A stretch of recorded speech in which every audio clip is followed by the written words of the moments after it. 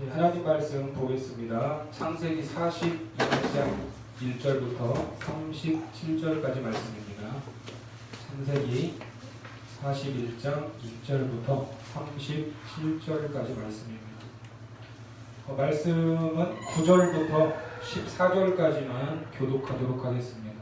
9절부터 14절까지만 교독합니다. 술 맡은 관원장이 바로에게 말하여 이르되 내가 오늘 내 죄를 기억하나이다. 바로께서 종들에게 말하사 나와 떡 굽는 관원장을 심의대장의 집에 가두셨을 때 나와 그가 하룻밤에 꿈을 꾼즉 각기 뜻이 있는 꿈이라. 그곳에 심의대장의 종된 히브리 청년이 우리와 함께 있기로 우리가 그에게 말하매 그가 우리의 꿈을 꿀되 그 꿈대로 각 사람에게 해석하더니 그 해석한 대로 되어 나는 복직되고 그는 매달렸나이다. 이에 바로가 사람을 보내어 요셉을 부르매 그들이 급히 그를 옥에서 내려온지라. 요셉이 곧 수염을 깎고 그의 옷을 갈아입고 바로에게 들어가니. 아멘. 예, 하나님께서 함께 하셔서 형통하다고 했던 요셉. 여기서 말하는 형통은 세상적인 성공과 부귀영화를 누리는 것이 아니라 하나님이 원하는 자리까지 가는 과정으로 하나님이 동행하시는데, 인간이 주도하는 동행이 아니라 하나님이 주권적으로 그 삶을 섭리하시고 인도하시는 것이라고 했습니다. 그래서 하나님이 동행하신다고 해도 우리 삶에 원하지 않는 사건을 당하기도 하고 또 생각하지 못한 사람들을 만나기도 하면서 내가 다듬어지고 훈련되어지고 만들어지는 이 총체적인 과정인 것입니다. 그래서 요셉은 비록 자기가 원하지 않게 형들의 손에 의해 팔려 애굽의 노예로 왔고 또 그 자리에서 억울하게 누명을 쓰고 죄인의 자리까지 내려갔지만 그 순간에도 누가 함께 하셨어요? 하나님이 함께 하시면서 그의 인생을 주도적으로 인도하셨기 때문에 성경은 요셉의 신분이나 요셉이 머문 장소에 상관없이 요셉을 향하여 어떤 사람이다? 형통한 사람이다. 이렇게 말씀하고 있습니다. 자, 그렇게 이제 기약 없이 감옥에 갇혀 있을 때 생각지도 못한 사람들을 만나게 됐죠. 애굽 왕의 술과 떡을 담당하는 관원장들이었습니다.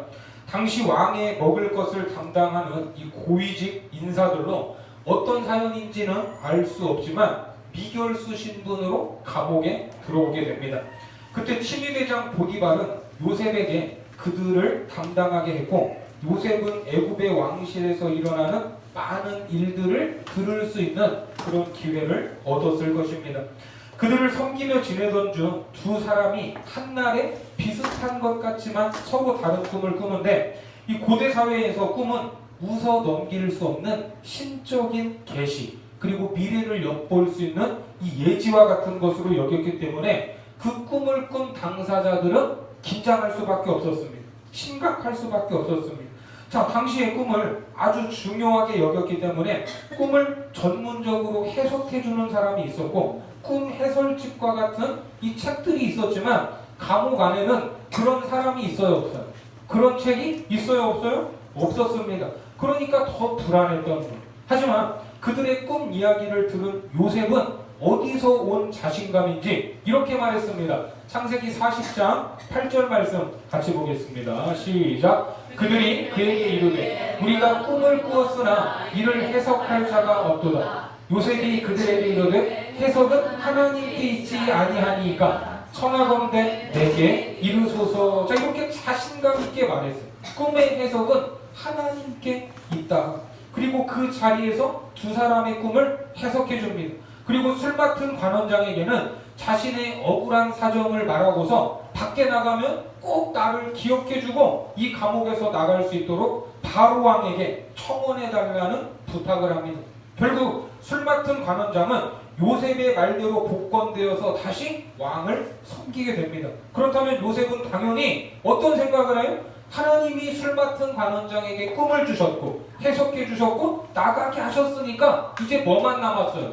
요셉. 나만 이제 감옥에서 나가는 일만 남았다. 이렇게 생각을 했을 것입니다.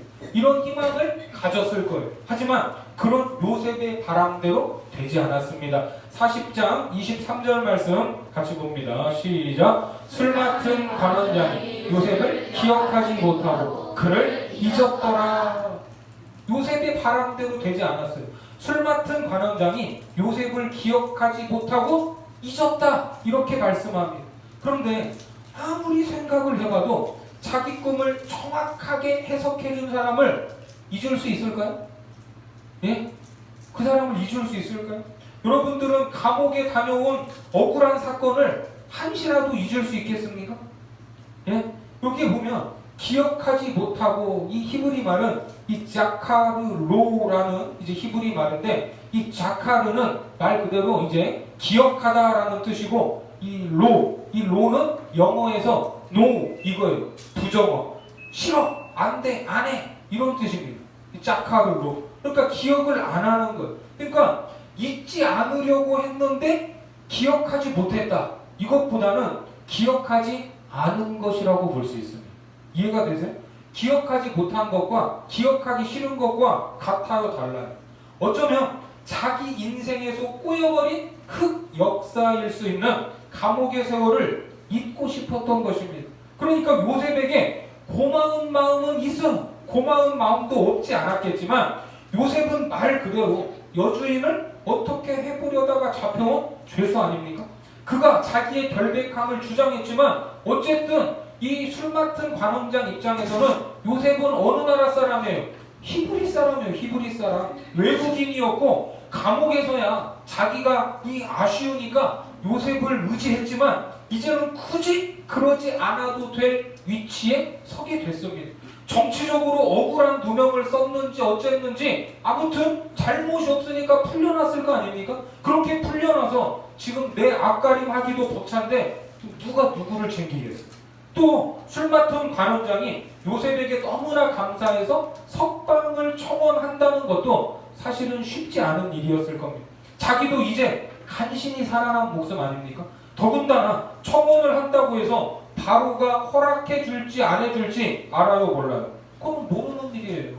이런저런 생각을 해보면 굳이 외국인 죄수를 위해서 어떤 리스크를 감수할 필요가 없었을 것입니다. 그리고 무엇보다도 사람은 화장실 갈 때하고 올 때하고 마음이 같아요, 달라요? 마음이 달라지잖아요. 그래서 감옥에서의 일을 기억하기 싫었고 역시 요셉도 잊고 싶었을 것입니다. 그렇게 세월이 흘러간 거예요. 예? 기억하지 못하고 그를 잊었다. 이렇게 이제 세월이 흘러서 만 2년이라는 시간이 지나게 됩니다. 하지만 하나님은 요셉을 잊어요, 잊지 않아요? 잊지 않으십니다. 정확한 하나님의 때에 바로에게 꿈을 보여주시면서 이제 무엇인가를 준비하시는 거예요. 자, 본문 1절부터 7절까지 말씀 같이 읽겠습니다. 1절부터 7절까지요. 시작. 만 2년 후에 바로가 꿈을 꾼즉 자기가 나일 강가에 서 있는데 보니 아름답고 살찐 7 암소가 강가에서 올라와 달밭에서 뜯어먹고 그 뒤에 또 흉하고 파리한 다른 7 암소가 나일 강가에서 올라와 그 소와 함께 나일 강가에 서 있더니 그 흉하고 파리한 소가 그 아름답고 살찐 7 소를 먹은지라. 바로가 곧 깨었다가 다시 잠이 들어 꿈을 꾸니 한 줄기에 무성하고 충실한 7 이삭이 나오고 그 후에 또 가늘고 동풍에 마른 7 이삭이 나오더니 그 가는 7 이삭이 무성하고 충실한 7 이삭을 삼킨지라. 바로가 깬즉 꿈이라. 그렇습니다. 이제 꿈의 배경은 나일강을 중심으로 일어났어요. 자, 우리가 잘 알듯이 나일강은 세계 4대 문명의 발상지입니다. 그리고 동시에 이집트, 애굽 사람에게는 풍요의 상징으로 통하는 곳이 바로 나일강입니다. 그런데 그 풍요의 상징인 그곳에서 살찐 소가 잡아먹히고 무성하고 충실한 이삭이 삼켜지는 대단히 불길한 꿈을 꾸게 된 것입니다. 그래서 당장 뭐예요?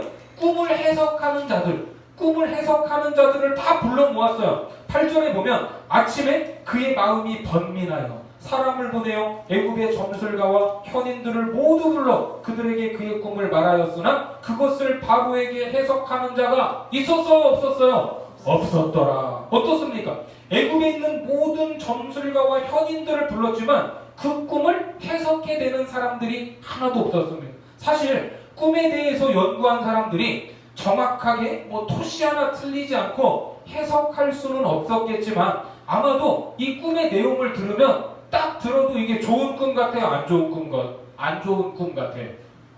안 좋은 꿈이잖아요. 누가 봐도 불길한 내용이기 때문에 이것을 왕에게 곧바로 말을 할 수가 없었을 거예요. 왜요? 당시에 이 꿈은 운명적으로 여겼고 그것을 그대로 받아들여야 됩니다. 이게 꿈이면 그냥 신에 계시면 받아들여야 되는 거예요. 만약에 정확한 내용은 모르겠지만 바로가 꾼 꿈은 확실히 불길합니다. 이런 대답을 했다면 여러분들이 바로라면 그 꿈을 해석한 그 사람에게 뭘 또 물어보겠어요? 그 사람이 지혜가고 점술가라면 야 그래? 그러면 이 불길한 꿈 앞에서 우리가 뭘 해야 되냐? 이런 질문이 나오겠어요? 안 나오겠어요? 당연히 그 질문이 나오겠죠. 불길하다고 해석을 했으니까. 제가 주중에 어느 집사님을 만나서 이제 식사를 했는데 평소에 이제 그렇게 자주 뵐 일이 없어서 별로 말이 없으신 분인 줄 알았는데 이 사적인 자리에서 만나니까 이제 그분이 굉장히 이제 편하게 말씀을 하시면서 지금 섬기는 교회에 대해서 이런저런 말씀을 많이 하셨어요. 그런데 이제 그 목회자인 저도 이 깜짝 놀랄 만한 이 교회의 비전, 이 사역적인 방향들에 대해서 이 생각을 많이 하고 계신 거예요.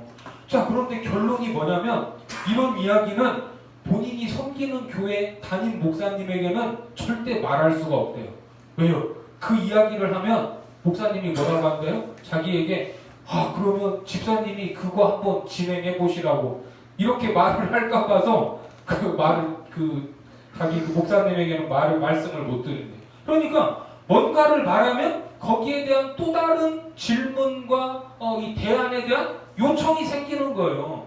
애굽의 점술가들과 현인들도 바로의 꿈이 불길하다는 정도는 알았을 것입니다. 하지만 정확한 디테일을 모르는데 무슨 대답을 할 수 있으며 추가적인 질문에 어떤 대안을 내놓겠습니까? 그러니까 아무 말도 할 수가 없었을 거예요. 아마 그들의 입장에서는. 그러니까 바로의 입장에서도 불길한 것은 알겠는데 이것이 정확하게 해석되지 않으니까 그 불안한 마음이 더 증폭될 수밖에 없었습니다.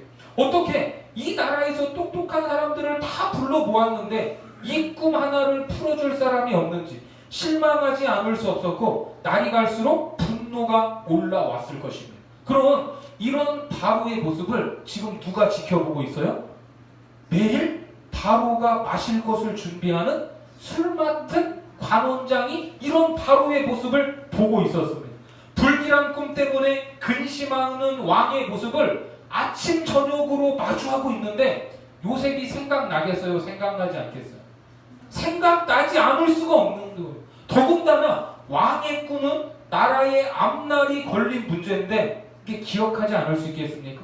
그 기억을 지우고 싶겠습니까? 더 이상 견딜 수 없었을 거예요. 아침 저녁으로 왕이 근심을 하니까. 그래도 요셉에 대한 이야기를 더 이상 하지 않는다면 아마 바로의 얼굴을 더 이상 마주할 수도 없었을 것입니다. 왜요? 그거는 신화된 도리가 아니죠. 왕에 대한 불충입니다. 그렇죠? 그래서 바로에게 이런 고백을 하는 거예요. 9절 같이 봅니다. 시작. 술 맡은 관원장이 바로에게 말하여 이르되 내가 오늘 내 죄를 기억하나이다. 자, 뭐라고 말해? 자기 죄를 기억한대. 원어에는 이 죄가 복수로 써있어요. 복수. 죄들이에요. 죄들. 예? 무슨 죄들을 지었습니까? 일단은 요셉에게 은혜를 입었으면서도 그것을 잊으려고 했던 죄를 지었고 꿈을 해석할 수 있는 요셉을 바로에게 바로 말하지 못한 불충, 그 죄였습니다. 그래서 자기가 감옥에서 꿈을 꾸고 풀려난 이야기를 바로 전했어요. 자, 어떻습니까? 왠지 불길한데 그 꿈의 내용을 정확하게 몰라서 불안했던 바로, 이 바로 왕에게 지금 이 술 맡은 관원장의 이 소식이 얼마나 반가운 소식입니까? 그래서 바로는 지체하지 않고 바로 사람을 보내 요셉을 바로 데려오겠습니다. 자, 그렇죠? 자, 14절 말씀 같이 봅니다. 시작. 이에 바로가 사람을 보내 요셉을 부르매 그들이 급히 그를 옥에서 내놓은지 요셉이 곧 수염을 깎고 그의 옷을 갈아입고 바로에게 들어가니. 그렇습니다. 죄수로 있었던 요셉을 단장하죠. 단장을 하는데 이것은 단지 높은 사람 앞에서 깨끗하게 양복으로 갈아입고 수염 깎고 이렇게 좀 깨끗하게 하는 차원이기보다는 이것은 지금 이 모습은 어떤 것을 준비하는 모습이냐면 신적인 존재 앞에 서는 의식과 같은 행위예요. 이해가 되십니까? 신적 존재 앞에 서기 위해서 지금 준비하는 거예요. 그런 의미입니다. 당시 이 바로는 사람이에요, 사람이 아니에요? 사람이지만 사람 취급을 하지 않고 신적인 존재로 대우했습니다. 애굽 사람들의 인식 속에서는 바로는 신이었어요, 신. 그래서 지금 요셉은 신적 존재 앞에 서기 위해서 준비하는 것입니다. 그렇게 바로 앞에 섭니다. 자, 바로가 뭐라고 말합니까? 15절 시작. 바로가 요셉에게 이르되 내가 한 꿈을 꾸었으나 그것을 해석하는 자가 없더니 들은즉 너는 꿈을 들으면 능히 푼다 하더라. 요셉은 자기의 이 신하들의 무능함을 이제 고백을 합니다. 그리고 요셉의 이제 이 유능함을 의지하는데 2년 전 술 맡은 관원장과 떡 맡은 관원장에게 꿈의 해석은 하나님께 있다 이렇게 말을 했죠, 요셉이. 그런데 지금 이 자리에서 이 바로에게는 뭐라고 하는지 그 대답을 보세요. 16절요 시작. 요셉이 바로에게 대답하여 이르되 내가 아니라 하나님께서 바로에게 편안한 대답을 하시리라. 뭐라고요? 하나님이 편안한 대답을 하신다 이렇게 말해요. 지금 이 순서적으로 보면 바로가 자기 꿈 이야기를 했어요, 안 했어요? 지금 요셉은 꿈의 내용을 압니까, 모릅니까? 몰라요. 아직 안 들었어요. 무슨 내용인지 모르고 그냥 꿈만 꾸었다는 말만 들었어요. 여기에서 할 수 있는 말은 뭐예요? 지난번에 술 맡은 관원장과 떡 맡은 관원장에게 말했듯이 하나님이 꿈을 해석하실 수 있습니다. 이 정도는 말할 수 있죠. 그런데 하나님이 뭐 하신대요?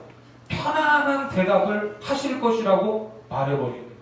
지금 자기 앞에 있는 이 사람이 누구예요? 신이에요, 신. 이 북한에서 말하는 최고 존엄. 이 최고 존엄을 넘어서는 이 신적인 위치에 있는 사람이 바로입니다. 허튼 소리를 했다가 죽을 수도 있어요. 바로가 듣기에 해석을 했는데 바로가 듣기에 편안한 대답이 아니면 어떻게 하려고 그래요? 어떻게 하려고? 그렇죠. 그러니까 이 말은 어떻게 보면 목숨을 걸고 하는 말일 수 있습니다. 이게 참으로 이게 놀라운 고백이에요. 또 다른 측면에서는 신적인 존재인 바로 신으로 숭배되는 왕 앞에서 지금 누구를 자랑하고 있어요? 자기가 믿는 여호와 하나님을 자랑하고 있습니다. 바로의 심기를 건드리는 불편한 말입니다. 해석의 결과와 상관없이 죽을 수도 있는 발언인데 전혀 두려움 없이 하나님을 선언하고 있고 그 하나님께 바로가 굴복하지 않을 수 없도록 만들어버립니다. 자, 어디에서 이런 담대함이 나왔을까? 지금까지 요셉이 겪은 삶의 과정을 통해서 요셉이 변화되었다는 것은 확실합니다. 하나님만 의지할 수밖에 없지 않았습니까? 아버지도 가족도 없는 이국 땅으로 팔려와서 언제 어떻게 될지 모를 노예로 살았습니다. 노예는 내일이 있어요, 없어요? 내일이 없어요. 꿈을 꿀 수 있어요, 없어요? 꿈도 없어요. 노예가 가장 잘 되는 길이 뭔지 아세요? 이 당시에 노예가 가장 잘 되는 길이 뭐냐면 주인의 눈에 들어서 그 주인이 그래 너는 참 똑똑하고 괜찮으니까 내가 너를 내 아들로 삼을게 하고 양자 삼는 거예요. 이게 제일 노예로서는 성공하는 거예요. 아니면 이제 그 요셉처럼 그 여자 이 주인의 어떤 이 성적인 놀이개로 살면서 그 여주인의 예쁨을 받는다면 그것도 어떻게 보면 노예로서의 성공적인 삶일 수 있습니다. 그런데 그 기회를 하나님 앞에서 죄악으로 여기고 거부했습니다. 요셉이 똑똑한 요셉이 여주인의 요구를 거부했을 때 자기가 앞으로 어떻게 될지 예측했겠습니까? 못했겠습니까? 예측할 수 있죠. 왜 그걸 모르겠습니까? 알았지만 그럼에도 불구하고 거부할 때는 자기의 삶을 누구에게? 하나님께 맡겼다는 것입니다. 물론 인간적인 관점에서 좋은 결과는 나오지 않았지만 그런 하나하나의 사건들을 통해서 하나님에 대한 인식, 하나님에 대한 경험이 달라졌던 거예요. 그러니까 하나님께서 편안한 대답을 하실 것이라는 말은 단지 그냥 인간적인 관점에서 좋은 일이 있을 것입니다 라는 이 덕담의 차원이 아니라 꿈을 통해서 보여주시는 하나님의 계획과 뜻이 반드시 이루어질 것이라는 하나님의 절대 주권을 담고 있는 믿음의 고백입니다. 인간의 생사와 복은 누구의 손에 달려 있습니까?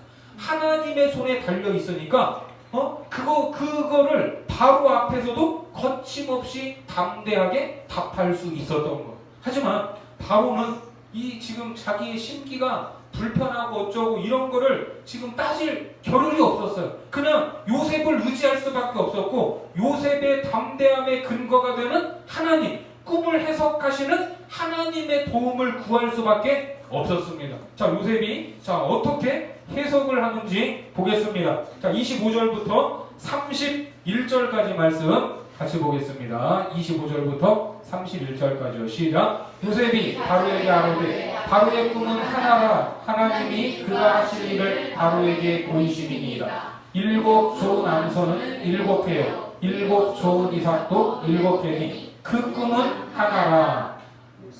그 후에 올라온 파리하고 흉한 7솔은 7년이요 동풍에 말라 속이 빈 7 이삭도 7회 흉년이니 내가 바로에게 이르기를 하나님이 그가 하실 일을 바로에게 보이신다 하니 이것이라. 온 애굽 땅에 7회 큰 풍년이 있겠고 후에 7회 흉년이 들므로 애굽 땅에 있던 풍년을 다 잊어버리게 되고 이 땅이 그 기근으로 망하리니 후에 든 그 흉년이 너무 심함으로 이전 풍년을 이 땅에서 기억하지 못하게 되리이다. 자, 요셉의 해석은 간단 명료했습니다. 앞으로 다가올 몇 년의 흉년? 풍년이요? 7년의 풍년과 그 풍년을 삼킬 만한 7년의 흉년이 있을 것이다 라는 해석이었습니다. 자, 어떻습니까? 불길한 내용인데 불길한 내용인 거는 그냥 감을 잡고 알았는데 그 불길한 것이 이제 구체적으로 알게 되니까 그러면은 이게 이런 내용이었구나 하고 기뻐할 수 있어요, 없어요? 예?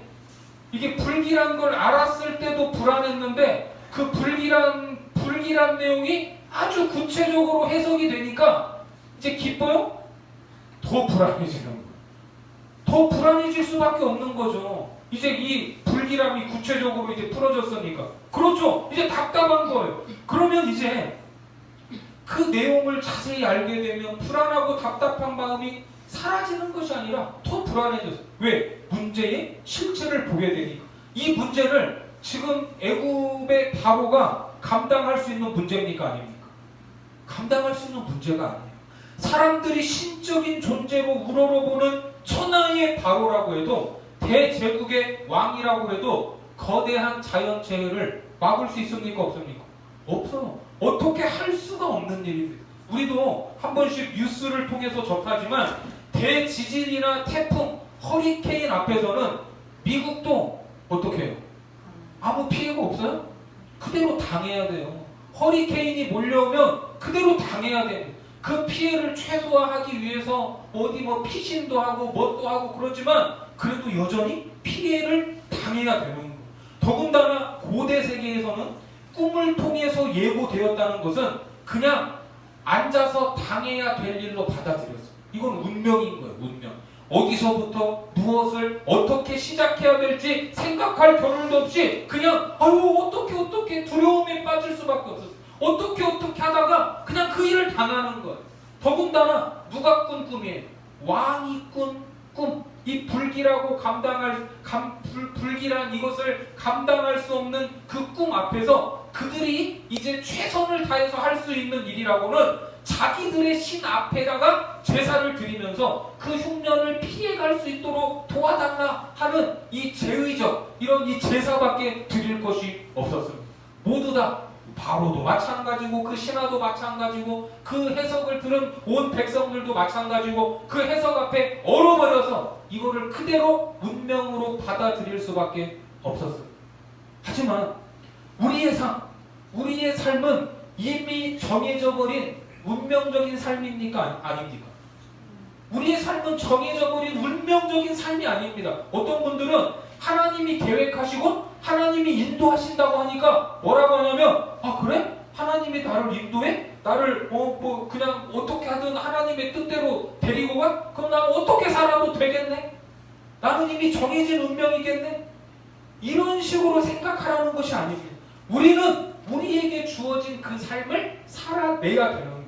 그렇게 살다가 때로는 잘못된 길로 가기도 하고 미혹 앞에서 넘어지기도 합니다. 그러나 하나님이 동행하시고 하나님이 인도하신다는 것은 그 잘못된 길에서 돌이키게 하시고 넘어졌을 때 다시 일으켜 세우신다는 거예요. 주어진 삶을 살아낼 수 있도록 우리에게 힘을 주신다는 것을 믿으시기 바랍니다.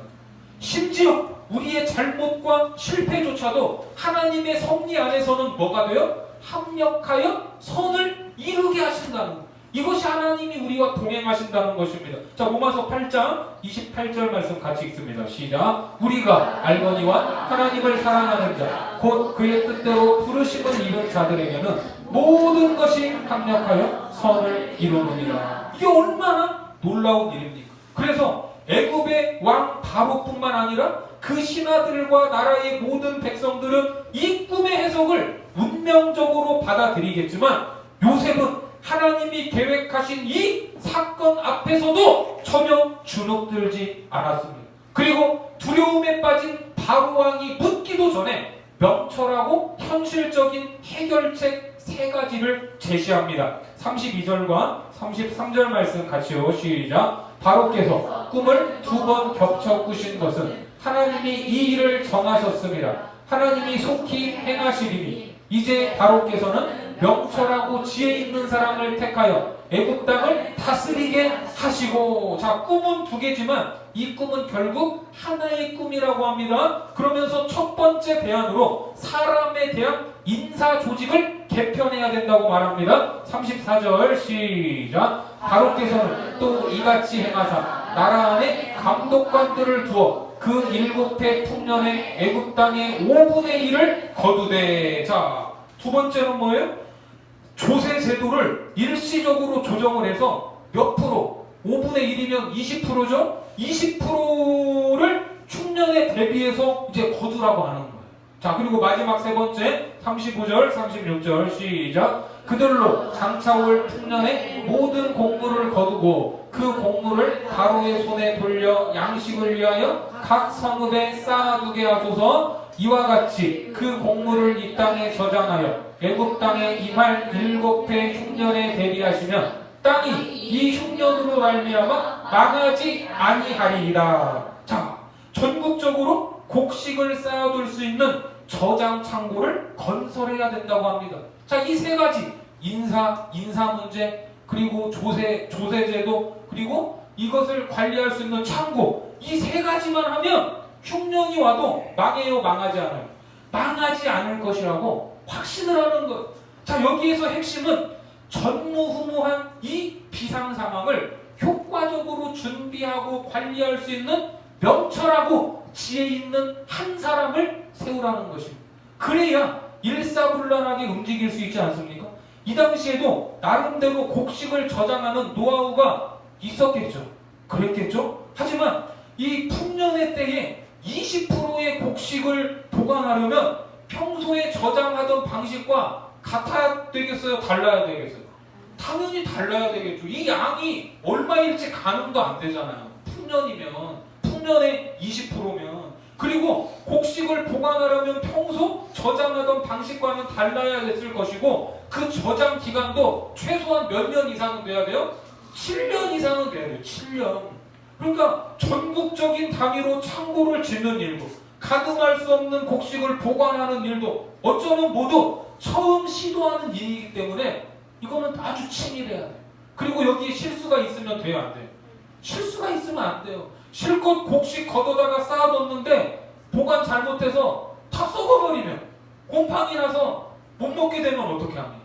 거기에 벌레가 끼거나 쥐가 다 갉아 먹어버리면 안 되잖아요. 헛일이잖아요. 또 나중에 흉년이 왔을 때에도 이 곡식을 어떻게 어디서부터 불출할 것이며 혼란의 시기에 이 치안을 유지할 수 있는 경찰력, 또 그 곡식 창고를 노리는 외부의 수많은 위협들로부터 지켜낼 수 있는 군대, 그리고 행정적인 여러 가지 소요와 질서 유지와 같은 사회적인 제반사항들을 다 예측하고 준비해야 될 일입니다. 세 가지만 준비하면 됩니다 하니까 그 세 가지로 끝나는 게 아니에요. 해결책은 간단하고 말은 쉽지만 이것을 추진하고 관리한다는 것은 또 다른 문제였고, 그 일을 잘 감당할 만한 사람을 세우는 것이 가장 중요했습니다.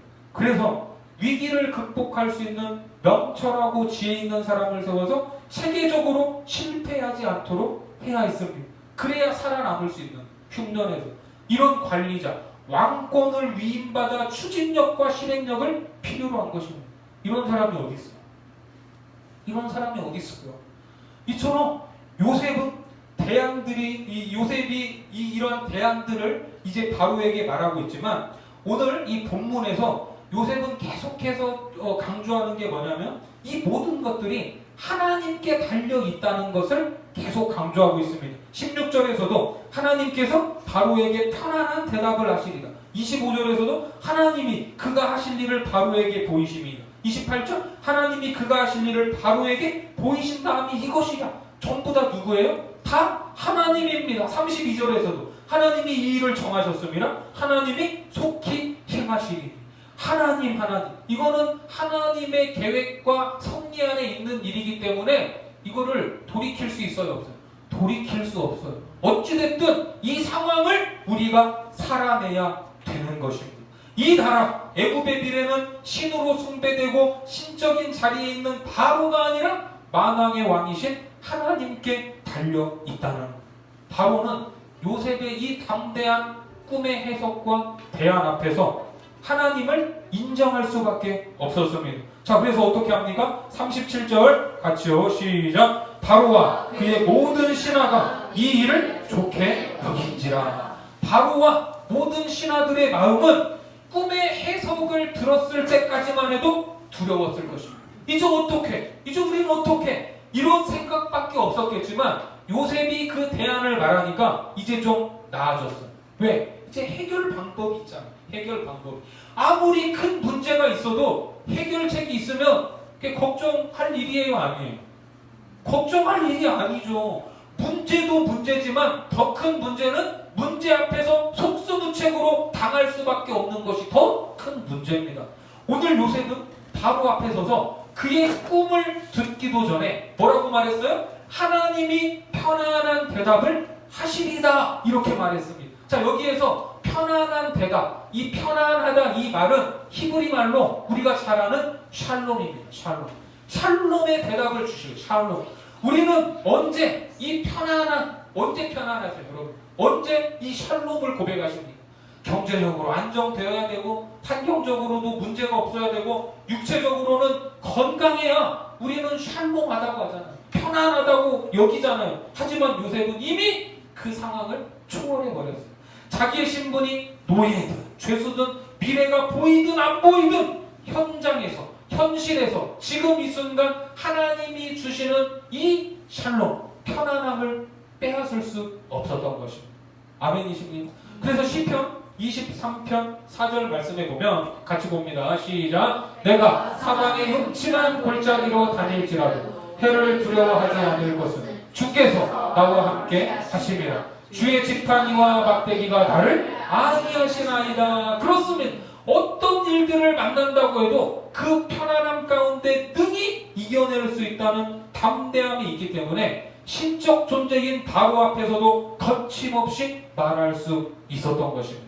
놀라운 건 뭐냐? 놀라운 거는 그 샬롬, 그 편안함을 누리는 요셉의 거침없는 대답에 바로와 모든 신하가 감동한 거예요. 바로와 모든 신하들도 그 마음에 샬롬이 임한 거예요. 편안함이 임한 것입니다. 오늘도 우리가 만나는 환경과 상황이 어떠할지라도 우리와 동행하시는 하나님은 우리에게 늘 어떤 대답을 주십니까? 편안한 대답을 주시는 분임을 믿으시기 바랍니다.